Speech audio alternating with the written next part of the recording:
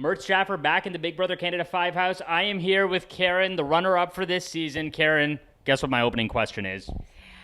What? Something about Kevin Martin? It's like you have my paper right here. Yes, okay. I think all of Canada wants to know, what was your beef with Kevin Robert Martin? Okay, so day 3, me and Bruno and him were in the blue room, and he said, no, Karen, we'll do what you want. And then on day 6, we watched that go down and him flip the house and almost screw up my game. So it's like I held that to the end.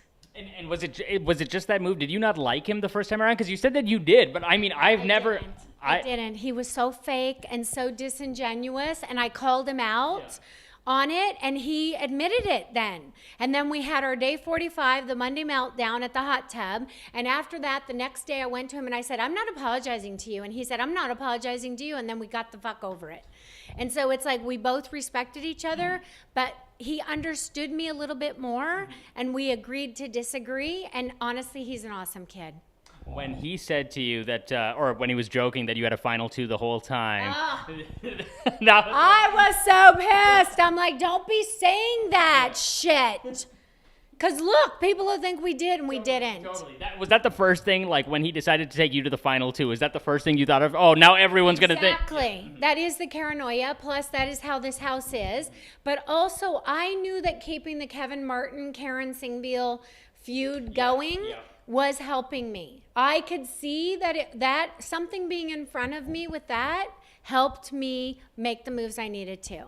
You know, a lot of people, like fans of the show, the jury, a lot of people said that you had the best final plea video to the jury where you sort of pointed out. I heard that. Yeah. And like where you pointed out that you sort of were responsible for sort of taking Demetres and Ika to the end.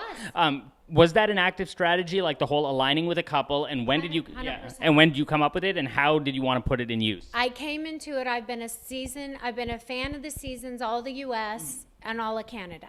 I knew I needed to win the first HOH, so they'd all have to come and talk to me. And I said, I've got to find my super couple, my power couple.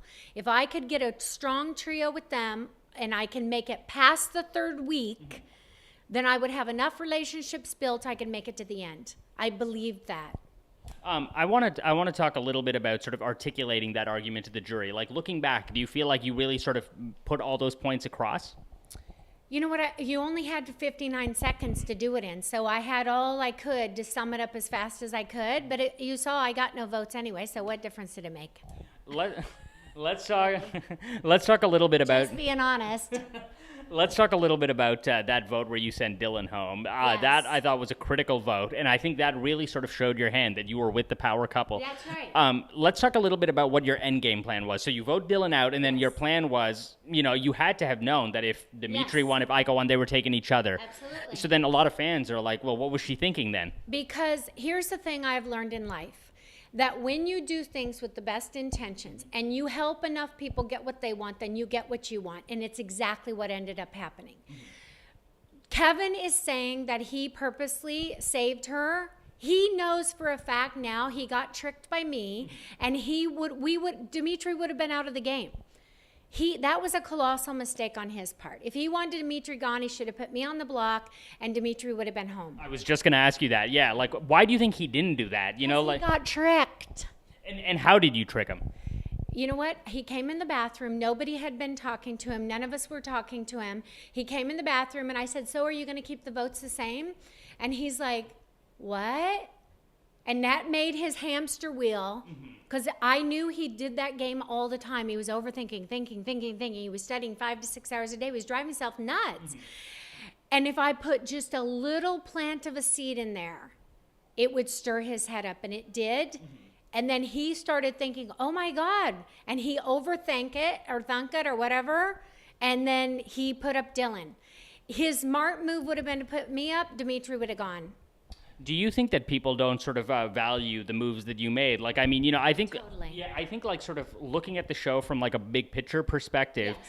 you know, if you're the oldest person in the house, you don't have that sort of like age bond, you know, like you don't listen to the same music as these other people in the house. Yes. So you need to play a different way. You need to align with a power couple. Do you Yes. feel like people don't recognize that? I think that, Jackie and Netta's questions to me, like this morning and last night, show me that they think that I got drug along. I didn't get drug along nowhere. Like, I brought myself to where I got, and I made the moves that kept them in the game.